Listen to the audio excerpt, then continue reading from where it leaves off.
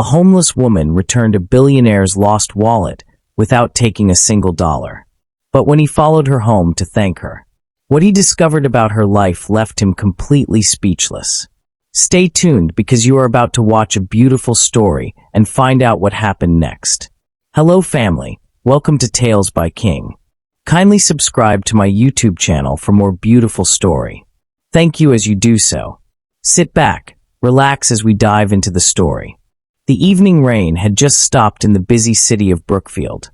The streets were still wet, and small puddles reflected the bright lights from shops and tall office buildings. Cars moved slowly through traffic, their headlights shining across the shiny pavement.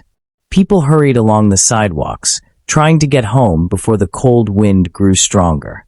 Some carried umbrellas, while others pulled their jackets tightly around their bodies. In front of a tall glass building stood a sleek black luxury car.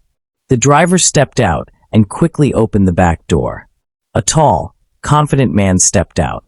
His name was Clinton Carter, one of the youngest billionaires in the city. Clinton was known for building a powerful business empire before the age of 40. His company owned hotels, real estate, and technology firms across several cities.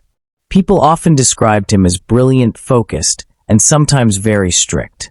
He wore a dark tailored suit and held his phone while speaking to his assistant. "Send the documents to the board before tonight," Clinton said calmly. "I want everything ready before tomorrow morning." "Yes, sir," his assistant replied quickly. Clinton ended the call and began walking toward the building entrance. In his mind, he was already thinking about his next meeting. He had no idea something important had just happened. As he stepped inside the building lobby, a black leather wallet slipped quietly from his coat pocket. It landed softly on the wet sidewalk behind him. Clinton did not notice. Neither did the busy crowd walking past. But someone else saw it. Across the street, sitting beside a streetlight, was a woman wrapped in an old brown coat. Her name was Anita. Anita had lived on the streets for nearly 2 years. Her clothes were worn and faded. Her shoes had small tears at the sides. Her hair was tied back loosely, and her tired eyes watched the busy city pass by every day. Beside her was a small backpack that carried the few things she owned. But Anita was not alone. Inside an old nearby building, waiting quietly for her, was her 6-year-old daughter, Sonia. Anita always made sure Sonia stayed hidden and safe whenever she went out to search for food or help. When Anita saw the wallet fall, she slowly stood up. At first, she looked around carefully. No one had noticed. The wallet lay on the sidewalk, slightly wet from the rain. Anita walked toward it slowly and picked it up. The leather felt smooth and expensive in her hands. Curious, she opened it. Her eyes widened immediately. Inside were several credit cards, a driver's license, and a thick stack of cash. More money than Anita had seen in a very long time. Her hands trembled slightly. She counted quickly. There was over $3,000 inside. For a moment, Anita stood completely still. That money could change many things for her. It could buy warm clothes for Sonia. It could buy food. It could even pay for a small room somewhere safe for a few months. Her heart began to beat faster. She looked around the street again. People were still rushing past. No one was paying attention to her. Anita slowly looked down at the wallet again. Then her eyes moved to the ID card inside. The name printed on it was clear. Clinton Carter. Anita had heard that name before. Almost everyone in the city had. He was one of the richest men in Brookfield. For a moment, a small voice inside her whispered, "He will never even notice this money is gone." But another voice inside her spoke louder. She imagined Sonia asking her one day, "Mom, where did we get this money?" Anita closed the wallet slowly. She took a deep breath. "No," she whispered to herself.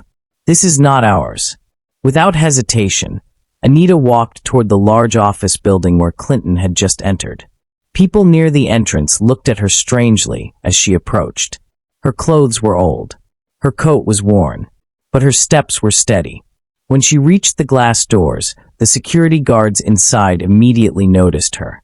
One of them frowned slightly, but Anita held the wallet tightly in her hand. She pushed the door open and stepped inside. She had no idea that the simple decision she had just made would soon change 3 lives forever. And upstairs, in one of the most powerful offices in the city, Clinton Carter was about to meet the woman who would make him question everything he believed about people. The moment Anita stepped into the large glass lobby, several people immediately turned to look at her. The building was one of the most expensive offices in Brookfield. The floors were polished marble, and the walls were covered with beautiful artwork. Employees walked quickly from one elevator to another, carrying laptops and documents. Anita suddenly felt very out of place. Her coat was old and damp from the rain. Her shoes were worn. A few people whispered quietly as they passed by. One woman even pulled her handbag closer and walked faster. Near the entrance stood 2 security guards in dark uniforms. The moment they saw Anita walking toward the center of the lobby, one of them stepped forward. "Excuse me," the guard said firmly. "This building is for employees and guests only." Anita stopped and held the wallet tightly in both hands. "I know," she said softly. "I just came to return something." The guard frowned slightly. "Return what?" Anita lifted the wallet and showed it to him. "I found this outside. It belongs to someone here." The second guard walked closer and looked at the wallet. "Whose is it?" he asked. Anita turned the ID card toward them. "Clinton Carter." Both guards looked at each other immediately. One of them raised his eyebrows. "Mr. Carter?" Anita nodded. "Yes." The first guard sighed and rubbed the back of his neck. "Wait here," he said. He picked up a phone from the security desk and made a quick call upstairs. Meanwhile, people in the lobby kept staring at Anita. Some whispered quietly. Others simply watched with curiosity. Anita ignored them. Her mind was somewhere else. She was thinking about Sonia, waiting inside the abandoned building. Sonia always waited patiently when Anita went out. Anita had promised her she would come back soon. "I hope she's not scared," Anita thought quietly. A few minutes later, the elevator doors opened. A tall man stepped out. It was Clinton Carter. He walked toward the security desk with a slightly serious expression. "What's going on?" Clinton asked calmly. Then his eyes landed on Anita. For a brief moment, his expression showed confusion. The guard spoke quickly. "Sir, this woman says she found your wallet outside." Clinton immediately touched his coat pocket. His face changed. His wallet was gone. Anita stepped forward and held the wallet out to him. "You dropped it outside," she said gently. Clinton took the wallet and opened it quickly. His eyes moved from one card to another. Everything was still there. His credit cards, his driver's license, and the cash. Not a single dollar missing. Clinton slowly closed the wallet and looked at Anita carefully. Her face looked tired, but her eyes were calm and honest. "You didn't take anything?" Clinton asked. Anita shook her head immediately. "It wasn't mine." The lobby suddenly became very quiet. Even the employees nearby stopped walking for a moment. Clinton had dealt with thousands of people in business. He had seen greed, dishonesty, and lies many times. But this moment surprised him. Here stood a woman who clearly had almost nothing, and yet she had returned thousands of dollars without hesitation. Clinton looked at her more closely. Her coat was thin. Her shoes were worn. Her hands looked cold, but she stood with quiet dignity. "Thank you," Clinton said sincerely. Anita nodded politely. "You're welcome." Then she turned around and began walking toward the exit. But as she walked away, Clinton noticed something strange. She didn't ask for a reward. She didn't ask for money. She didn't even wait for appreciation. She simply wanted to return what was not hers. Clinton stood still for a moment, watching her leave. Something about her honesty stayed in his mind. Then he suddenly spoke. "Wait." Anita stopped and slowly turned around. Clinton walked closer to her. "May I ask you something?" he said. Anita looked slightly nervous. "Yes." Clinton hesitated for a moment before asking. "Where do you live?" Anita looked down quietly. The question was simple, but the answer was not. After a few seconds, she spoke softly. "I don't really have a home." Clinton frowned slightly. "What do you mean?" Anita sighed gently. My daughter and I stay in an old building nearby. Clinton's expression changed immediately. You have a daughter? Anita nodded. Yes. Her name is Sonia. For a moment, Clinton felt something unexpected in his chest. A mother and a small child living without a home. And yet she returned his wallet without taking anything.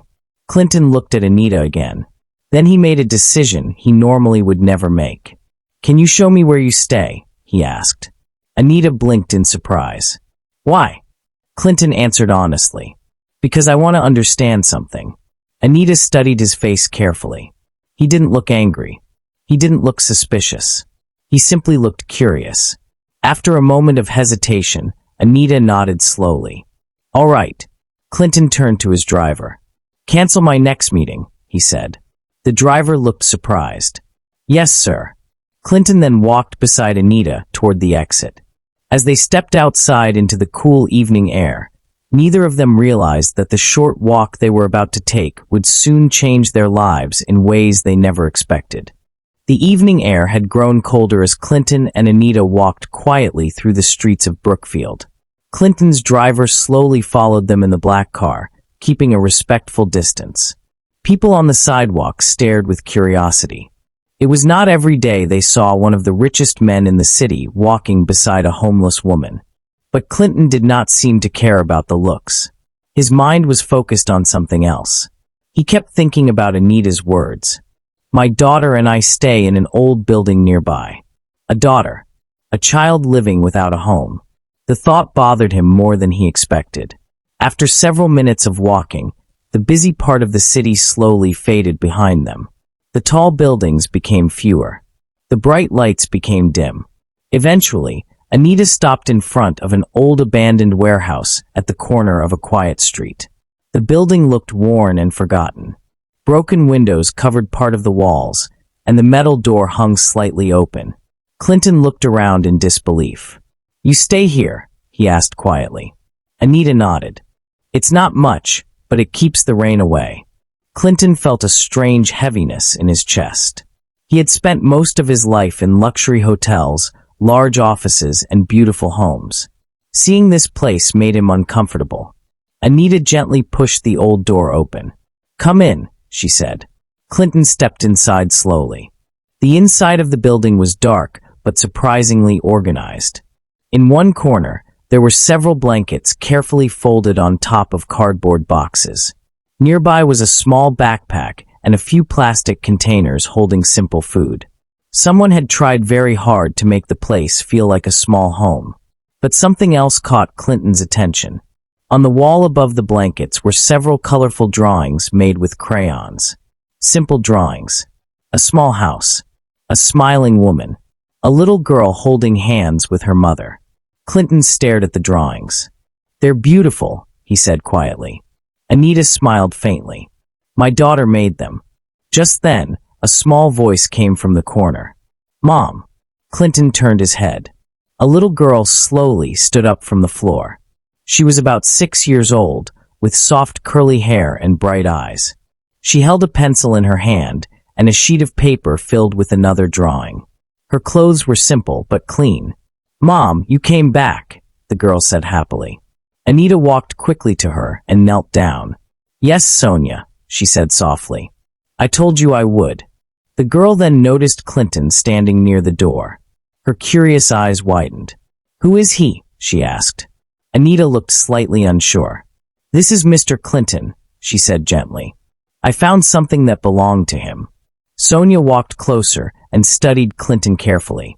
Did you lose something? She asked. Clinton nodded slightly. Yes. Your mom helped me. Sonia smiled proudly and looked up at her mother.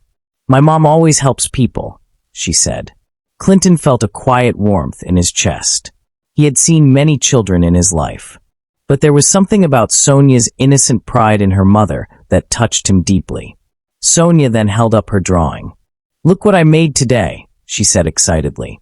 Clinton knelt down slightly to see it better. The drawing showed a small house with smoke coming out of the chimney.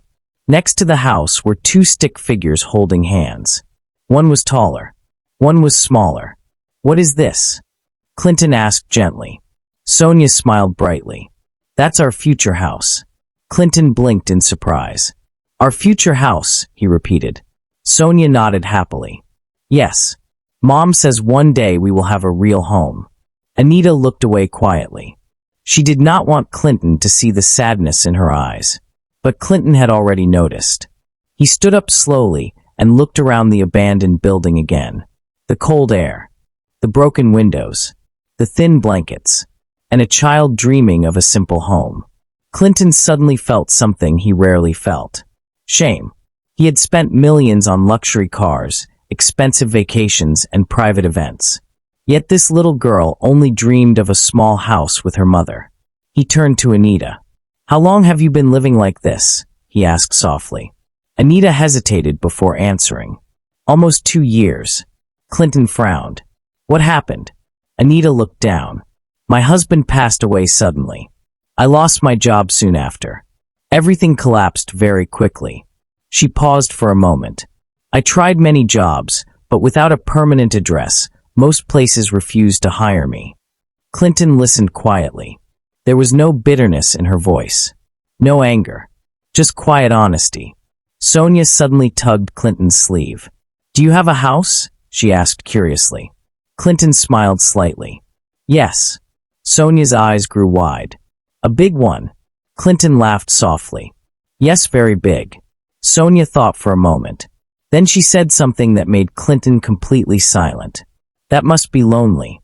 Clinton blinked in surprise. Lonely? Sonia nodded. If it's very big and you live alone, it must feel empty. For a moment, Clinton could not respond. The little girl had unknowingly said something very true. His mansion was huge, beautiful, and often very quiet.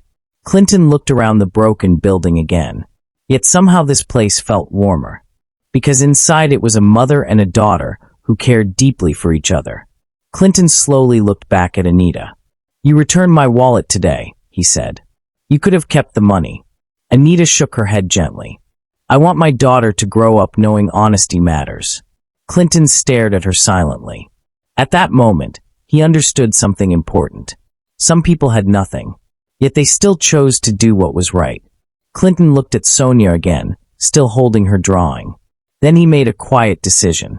A decision that would soon change Anita and Sonia's lives forever. That night, Clinton Carter returned to his mansion, but his mind was not at peace. The house was large and beautiful, with bright lights, expensive furniture, and wide windows that looked over the city skyline. Yet something felt different. Something felt empty. Clinton walked slowly into his living room and loosened his tie. The housekeeper greeted him politely, but he barely noticed. His thoughts kept returning to the abandoned warehouse, to the cold air inside, to the thin blankets on the floor, and most of all, to little Sonia's drawing of a small house.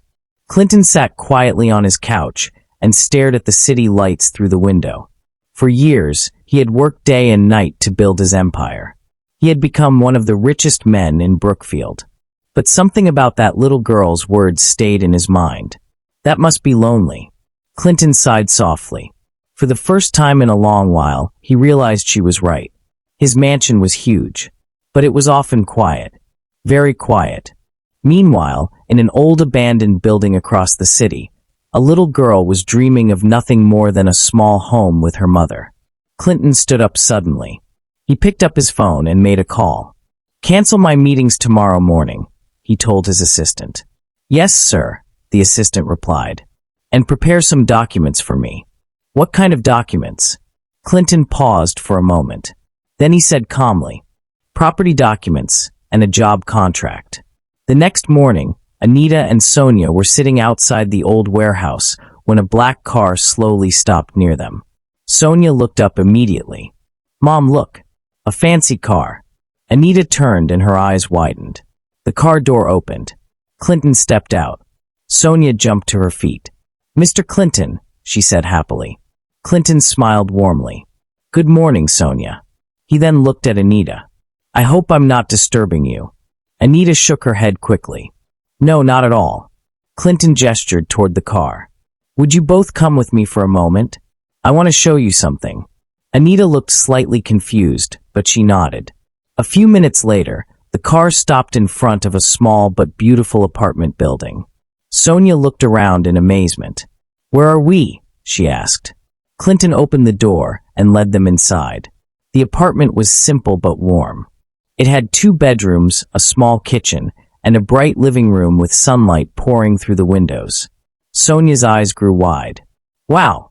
She ran toward the window and laughed happily. Anita stood quietly in the middle of the room, completely speechless. Clinton handed her a folder. Anita slowly opened it. Inside were official documents. Her hands began to shake. "What is this?" she asked softly. Clinton smiled gently. "It's the lease to this apartment." Anita looked up at him in shock. For who?" "For you and Sonia." Tears instantly filled Anita's eyes. "No, I can't accept something like this," she said quickly. Clinton shook his head kindly. "Yes, you can." He pointed to another document inside the folder. "And this is a job contract. A stable position at one of my office buildings." Anita covered her mouth as tears rolled down her cheeks. "You're serious?" she whispered. Clinton nodded. "You returned my wallet when you had every reason not to," he said quietly. "That kind of honesty deserves more than just a thank you." At that moment, Sonia ran toward them. "Mom, this place is beautiful," she said excitedly. She then looked up at Clinton with bright eyes. "Are we really going to live here?" Clinton smiled warmly. "Yes, Sonia." The little girl suddenly threw her arms around him. "Thank you," she said happily. Clinton laughed softly and gently patted her back. Anita wiped her tears. "I don't know how to thank you," she said. Clinton looked at Sonia again, then back at Anita. "You already did," he replied. "You reminded me what honesty really means." Months passed. Anita worked hard at her new job. She arrived early every morning and did her work with dedication. Sonia started school and quickly became one of the happiest children in her class. One afternoon, Clinton decided to visit them. When he knocked on the door, Sonia opened it with excitement. "Mr. Clinton," she shouted happily. She pulled him inside. "Look what I made." She held up a new drawing. Clinton smiled as he looked at it. This time, the drawing showed a small apartment building with flowers outside. 3 people were standing in front of it: Sonia, Anita, and Clinton. Above the drawing were small words written in colorful crayon. "Thank you for our home." Clinton felt something warm in his chest. He looked at Anita, who stood quietly beside her daughter. At that moment, Clinton understood something powerful. Money could build companies. Money could buy houses. But kindness could change lives. And sometimes, the greatest investment a person can make is simply believing in someone who never gave up doing what was right. From that day forward, Clinton's success was no longer measured only by business deals. It was measured by something far more meaningful: the smiles of a mother and her daughter, who finally had a place to call home. That brings us to the end of this video. I hope you find this story worth watching. If you do, kindly subscribe to my YouTube channel for more beautiful stories, like, comment, and share this video to your friends and loved ones. Your support and engagement encourage me to post more videos. Thanks for watching.